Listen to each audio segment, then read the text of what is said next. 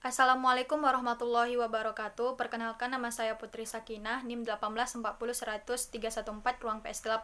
Baiklah, di sini saya akan menjawab pertanyaan terkait UAS. Yang pertama ialah bagaimana perkembangan pasar uang modal dan pasar uang syariah di Indonesia. Dapat kita ketahui 5 tahun belakangan ini pasar uang dan modal syariah di Indonesia mengalami peningkatan yang semakin pesat. Ini disebabkan oleh kesadaran seorang muslim untuk berinvestasi berdasarkan prinsip-prinsip Islam. Pasar uang dan modal syariah ini dapat kita lihat pertumbuhannya dari tahun 2011 sampai tahun 2020 mengalami peningkatan saham, yaitu sebesar 90,3% dari 237 saham menjadi 451 saham. Hal ini juga diikuti dengan investor yang semakin banyak berinvestasi di pasar uang atau pasar modal syariah, yaitu pada tahun 2015 sekitar 4.908 investor menjadi 81.152 investor. Ini juga didukung karena pasar modal syariah di Indonesia dilengkapi dengan produk-produk yang lengkap. Antara lain produknya yaitu produknya itu zakat saham ataupun wakaf saham. Sekian untuk nomor 1. Nomor 2 yaitu tentang sebagai calon sarjana ekonomi.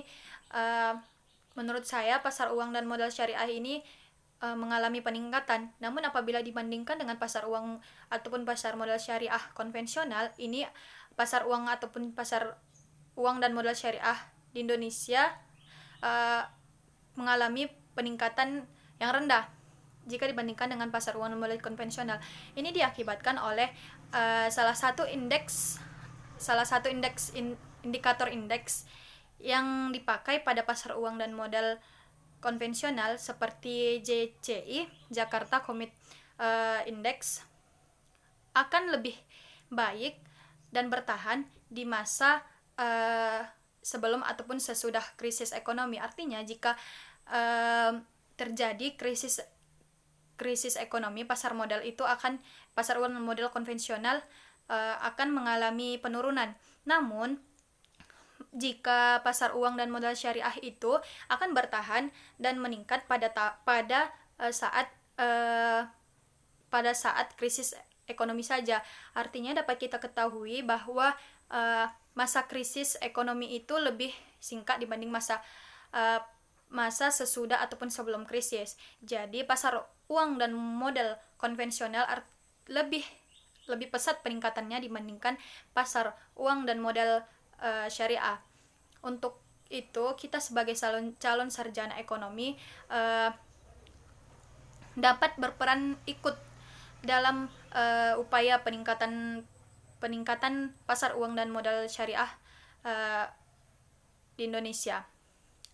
Jadi yang ketiga yaitu tentang prinsip-prinsip pasar uang dan modal syariah dan perbandingannya dengan pasar uang dan modal konvensional, di mana kita ketahui pada syariah itu prinsip-prinsipnya tidak lain itu adalah akan melihat kehalalan produk ataupun cara perolehan keuntungan dari kegiatan ataupun transaksi yang dilakukan.